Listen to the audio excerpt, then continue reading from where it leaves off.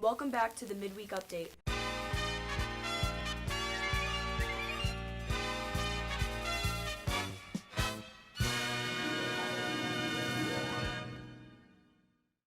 Hey Mepham, welcome to this week's episode of the Midweek Update. We had last week off because of Election Day, but we're back to talk about programs at Brookside School and the future of school sports. This and more as we take a look at what's going on this week on Midweek Update. I'm Haley Hepworth. And I'm Riley Freed, and welcome back to the Midweek Update, the B&B show that brings you closer to the people and places in and around the Mepham community. First, a lot of people have been wondering how we record shows like this and the morning announcements due to the COVID-19 restrictions. For the past few months, we've been recording in separate studios at the same time, so we are socially distanced and we can take our masks off. B&B's Hannah Broxmeyer took an in-depth look at how these studios are set up and operated.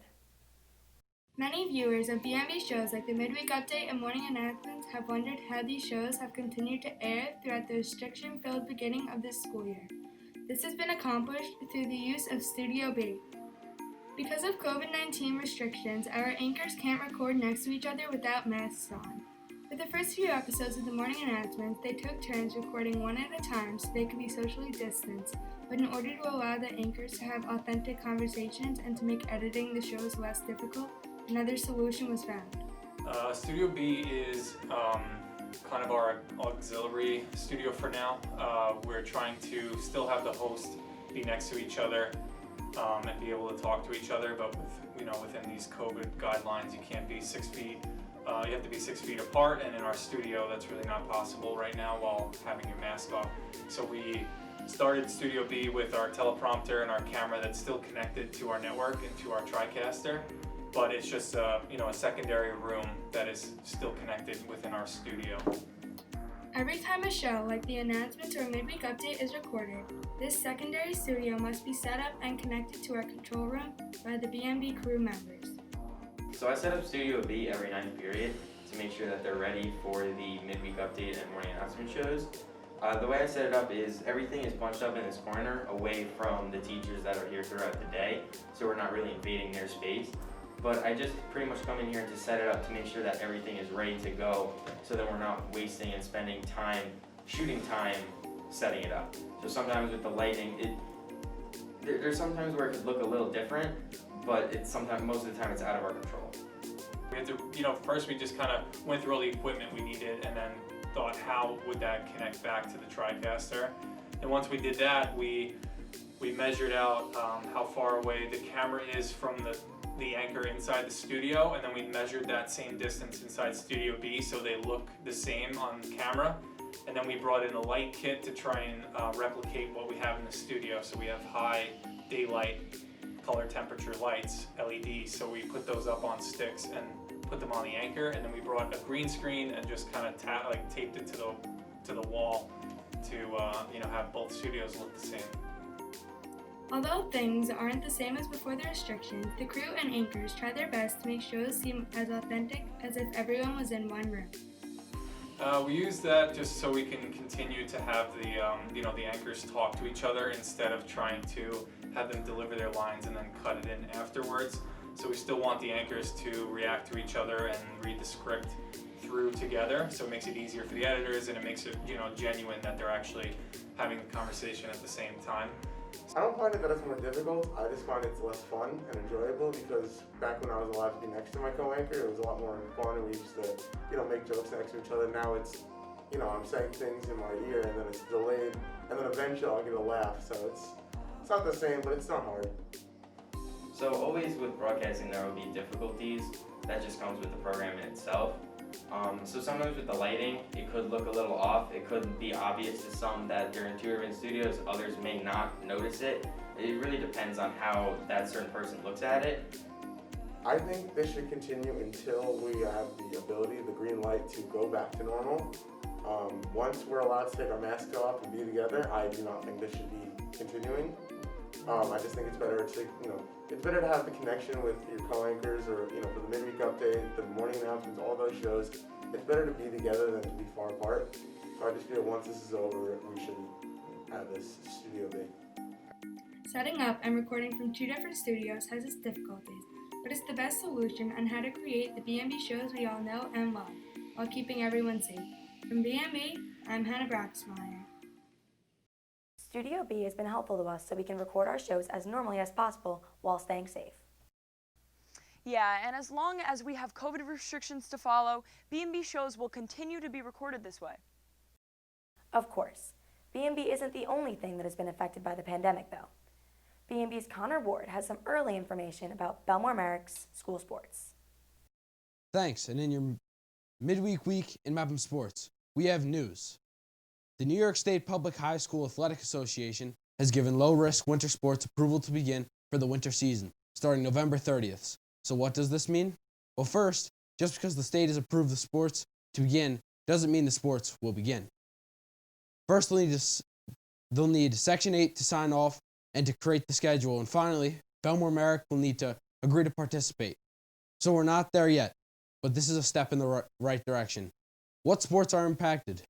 Here in Bellmore-Merrick, winter track, swimming, and bowling are considered low-risk sports.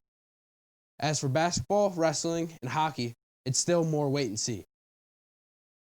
If that wasn't good enough news for one sports report, are you ready for some football? As fall intramural sports season winds down, the football team has been able to hold a flag football tournament, and the finals will be Friday after school, and B&B will have our cameras there to bring you all of the action. So Riley, Haley, a big week in Mepham Sports indeed. Thanks, Connor. We'll have to wait and see what happens to the winter sports season as we get closer to it. Yeah, we don't know anything for sure, but hopefully things will start to return to normal by then so the season can happen. Things are somewhat starting to look up, especially with some good news about the vaccine in production. It's very early, so we can't say anything for sure, but scientists and health professionals have been hopeful about a vaccine that seems to be 90% effective. This recent news makes the future look bright, but it may be a while before things can completely return to normal. So in the meantime, we should focus on what we can do now. Right. Despite the restrictions, a lot of Bellmore-Merrick programs are still happening, especially at Brookside. B&B Sean McQuillan got to see some of the things going on there. When people think of BMCHSD, they think of Mepham, Kennedy, and Calhoun. But there is a fourth high school at Brookside, and it is much more than MAP. Welcome everybody to the Brookside Educational Center.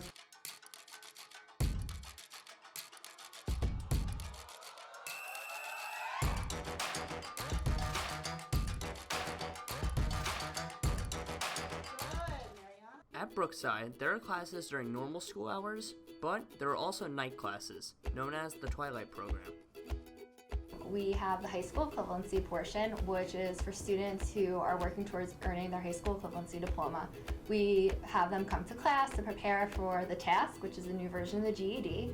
The other part that we have is we have students who are on suspension, so it could be short-term, long-term suspension, and we work with students whether they're remotely or they come in person. And the other part of that is we have students who are on kind of special situations where they may need a class or two to meet graduation requirements. So they come, they take the class, and they're able to graduate on time.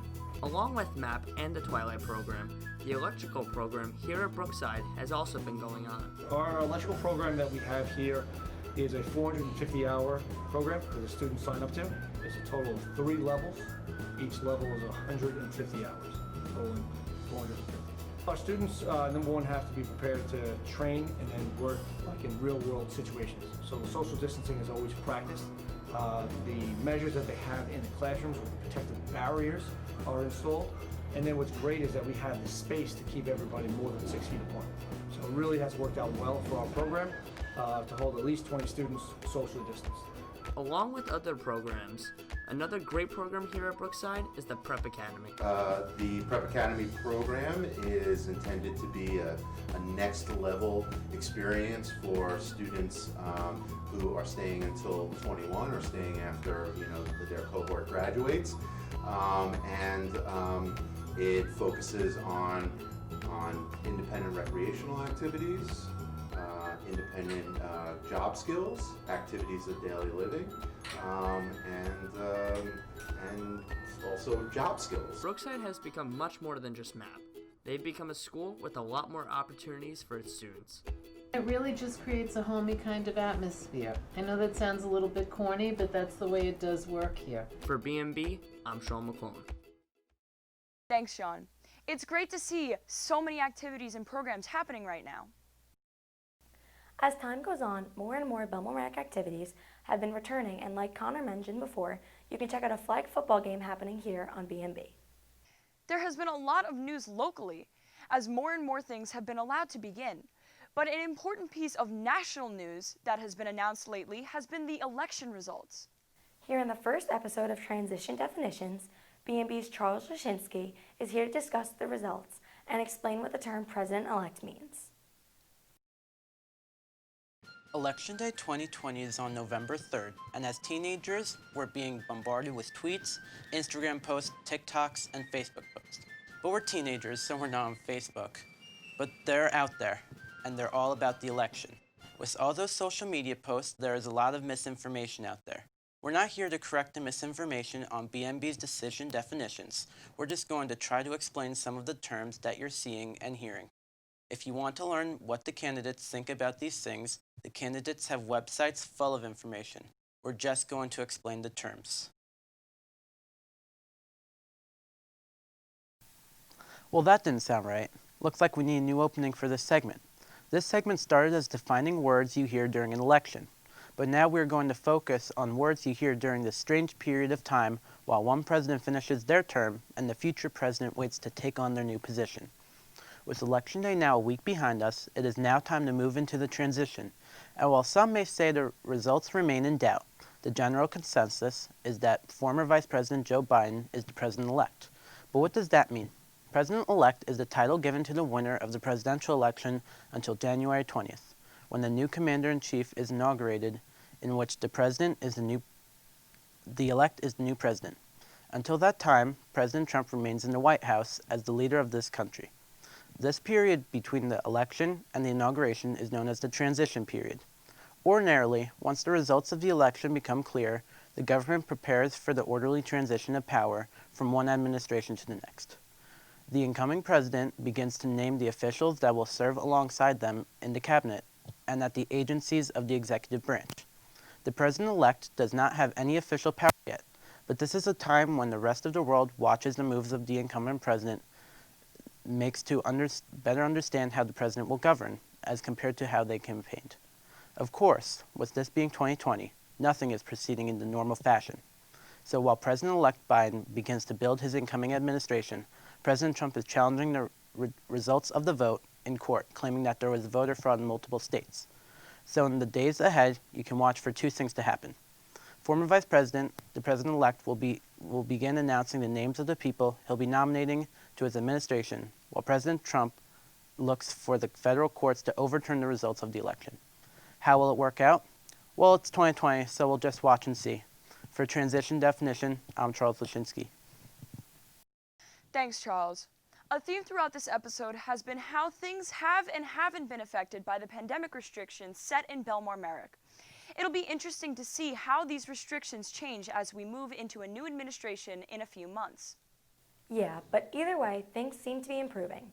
Stay tuned to BMB shows like the morning announcements, sports talk, and of course the midweek update to hear the latest news about the district and how things are changing. Well, that's it for this week's Midweek Update. We'll be back next week with all new stories from around the BMCHSD to bring you inside the parts of the community we don't always get to see. Until then, I'm Haley Hepworth. And I'm Riley Freed, and we'll see you all next midweek.